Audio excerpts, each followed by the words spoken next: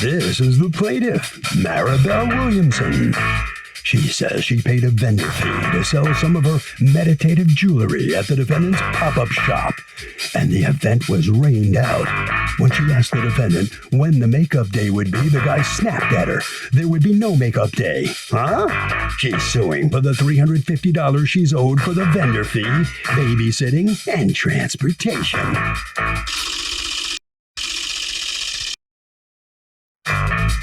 This is the defendant, Dizzy Brown. He says the woman complained from the minute she got there because it started to drizzle and she wanted him to cancel the event. He told the plaintiff the weather forecast stated it was a passing shower. It was. And it was an awesome day. It's not his fault the plaintiff chose to be difficult and left, and he owes her nothing. He's accused of a pop-up shop problem.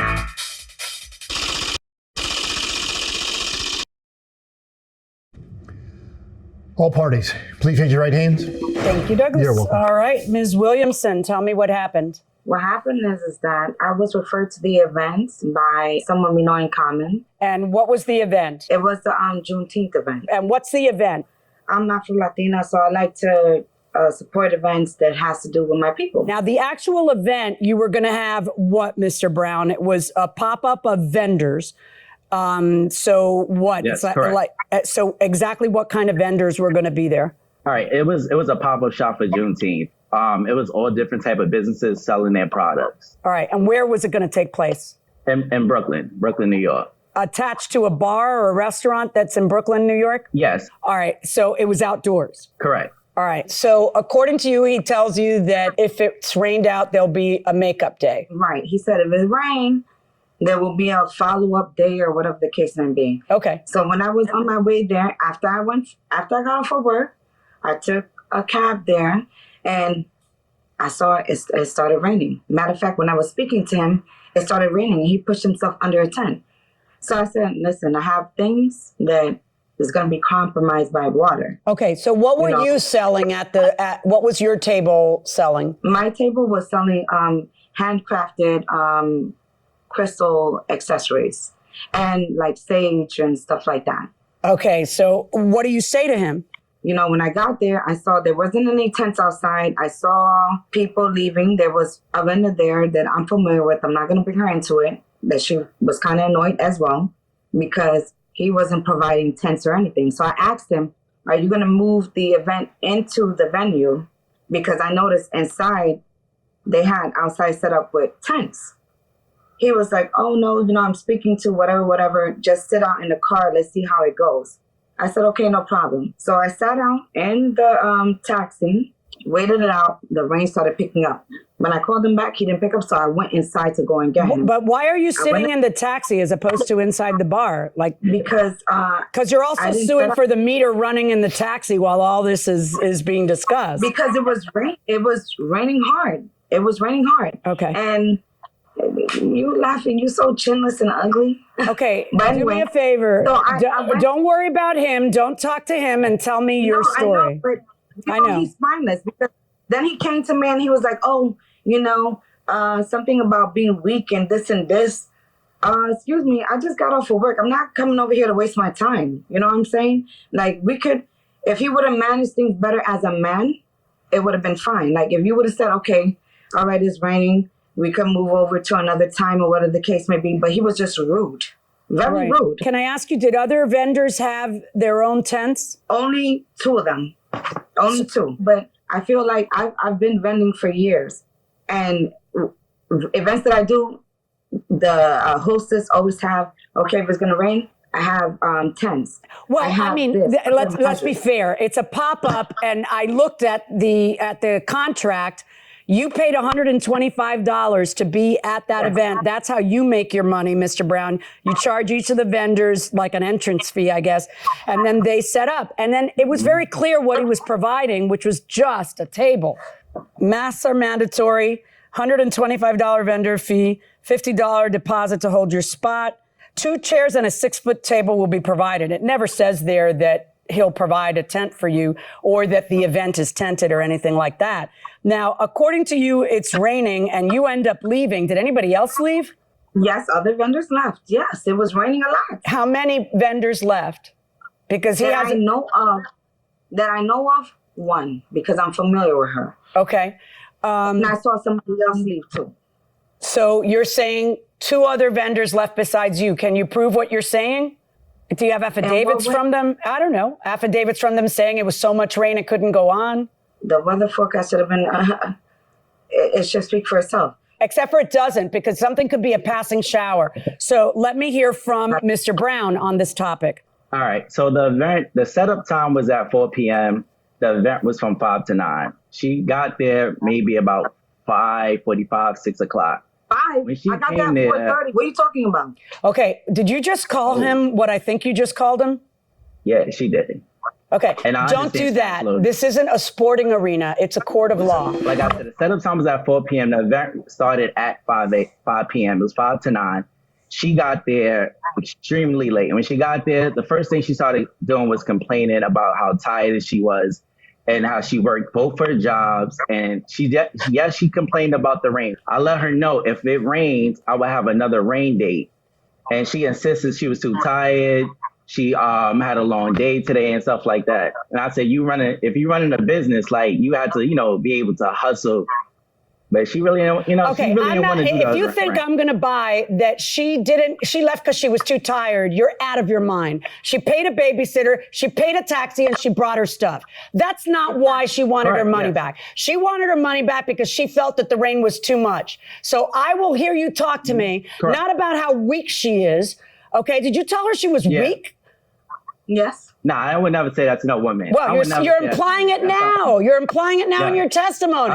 I'm it's not kind of a really crappy thing to say to somebody, who's, all right, so tell me about how she complains about the rain, and let me hear your version of how bad the rain was. Go ahead. All right, so while she was there, it was raining. It was raining. I didn't supply no tents. The 2 businesses that came had their own tents. They already was prepared just for the rain. Now, while she was there, like I said, we was speaking about it. I was trying to let her know, like, the event is going on. If it continue rain throughout the whole entire event, I would do a rain date or give everybody a refund. Right, but so what are people supposed to do? Stand there in the rain for the whole event, for the many hours? For 4 hours, just stand there? Nah, if it would have rained the whole entire event, everybody would have. What if it only rains 95% of the event? If it only rained 95% of rent, everybody would have went home with their money back, and I would add another. What if you said the whole entire event? So what if it's 50% of the event? 50% of I would probably still do the event. Like I said, sometimes on the forecast it says it's gonna rain, and no rain comes. So according to you, what happened? How bad was it raining when she talked to you and said, I can't work in the rain? From scale of 1 to 10, the rain, I'll probably say like a good 6. Yeah, 6. It wasn't. When did it stop raining? Why you put yourself under the 10? Okay, I'm going to tell you for the last time, Ms. Williamson, if you continue to interrupt, I'm just going to rule. Go ahead, Mr. Brown. What time did the rain stop? I'll say maybe about, it only rained for about like 30 minutes, 30, 45 minutes. It wasn't raining for that long. And it was like drizzle. It wasn't raining to the point where people couldn't like work and sell their items. Well, let me ask you, were customers coming in the rain? Yes, customers was there and I actually have a witness that can tell you she participated in the whole event. She stayed throughout the whole event and she actually had a good time. Okay, can I ask you when it stopped raining according to you? What time? Maybe about 6. Okay.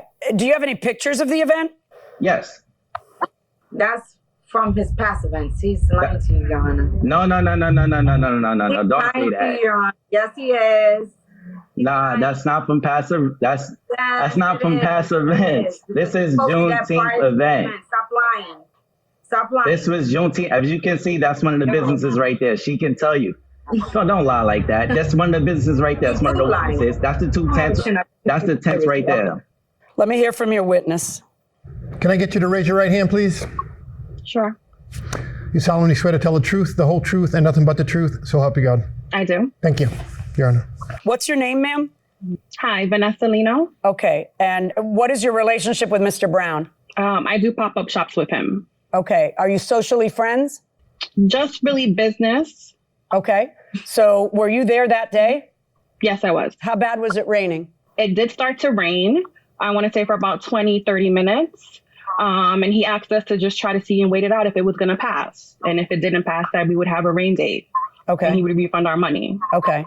And how Honor, long that's did his it take? girlfriend. Ms. Williamson, hold on one second. No. I am not talking to you. Ms. Lino, how long did it take for the rain to stop? It was about 20 to 30 minutes. It rained right in the beginning. And then what? How was the Then weather? we had the event. How was the weather after that? Good. And it didn't rain again It before was 9? right before 9. It started to pour, like literally pour. Right. Ms. Williamson, who can't control herself, was screaming, "That's his girlfriend." Are you his girlfriend? No way. Have you ever gone out with I him? am not. Okay. All right. No. Okay. What evidence do you have, Ms. Williamson, that that's his girlfriend? She was there at the event, and I saw her, and her table had a little gap of water. You know, it was raining the whole time. Okay. Ms. was Lino, let me raining ask one you a time. question. Did anybody else leave, I saw 2 people leave. including the plaintiff? That's all that I know. No, her and one other person. Her and one other person who you saw leave. Mhm. Okay. And that other person, without telling me their name, Mr. Brown, did they demand their money back? Yeah, she Yes. asked me for money back. She said, "Oh, we're gonna have a rain date." Right. And what happened?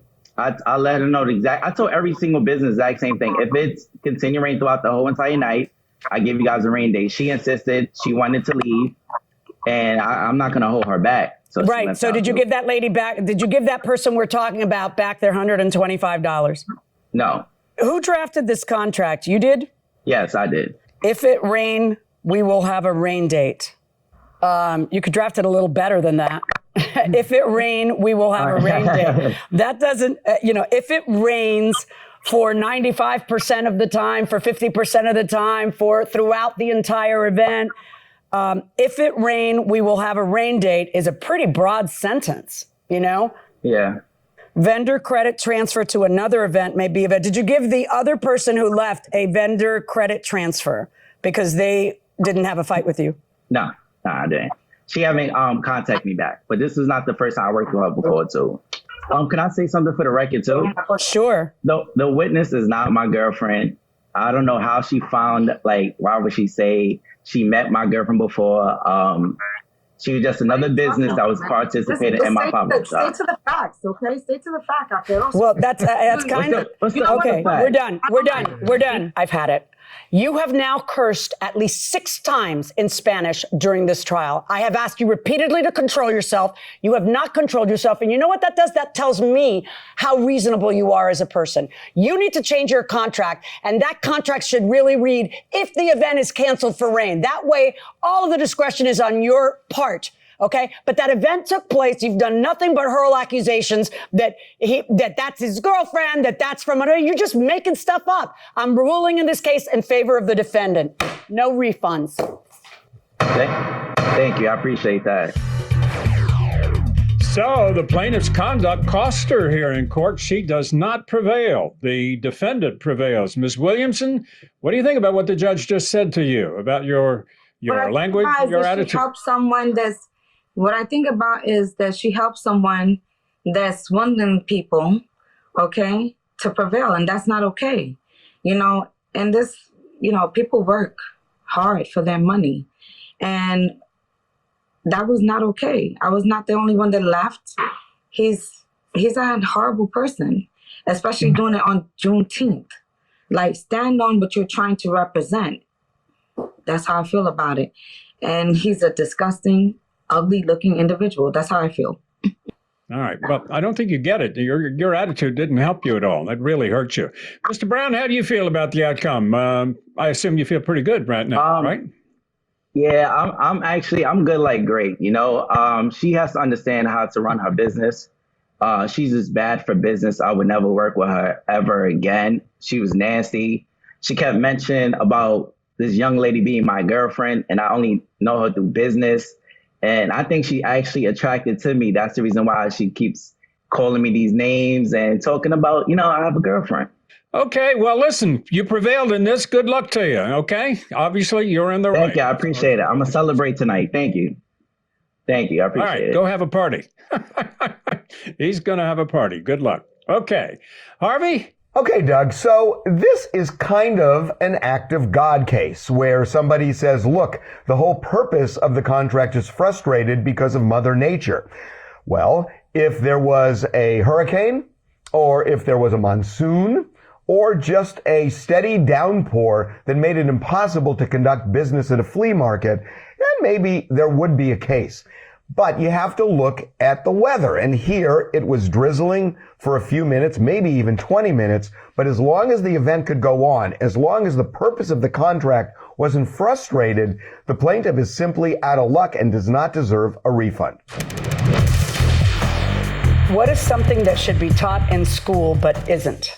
The two things that jump out into my mind are kind of civics related. I would say the Declaration of Independence and the Constitution, because they're kind of like the owner's manuals for America, like how to do stuff and how the country runs. I mean, they're taught that, you know. You don't feel they're taught it enough? Not enough, because I mean, these things are, you know, they're what makes us uniquely free compared to the rest of the world. And the idea of a nation being founded on equality and the rights of the people to limit their government and get rid of their government. Equality for some back then. Right. Right? But that was an aspiration. That was an aspiration that wasn't open to others, but then eventually was through constitutional amendments, which is why it's a living, breathing document that, you know, you can't make up stuff and put it in there, but it's guide. It's a good guide. It's the owner's manual. Right. I don't think people think of it as the owner's manual. No. Right. No, but I get you. I hear what you're saying. What about you? What do you think they ought to teach? Finances. Just how to budget, how to stretch your dollar, how to live within your means, how to, you know. That's like you and me. You're so practical and I'm a dreamer. It's different, you know. Although I'm surprised you didn't come out with how not to get scammed. Because I do. That's a big chunk of the things that you do every day. I do believe that. I don't want to create, you know, children who just are like this, like, because I was a very suspicious child. Still that way. But scams, I do think that, you know, just how to watch for someone not to take your money is part of that. Right. Yeah. What did Ben Franklin say? A fool and his money are soon parted. You just gotta, you know, be forewarned. Yeah. And watch out.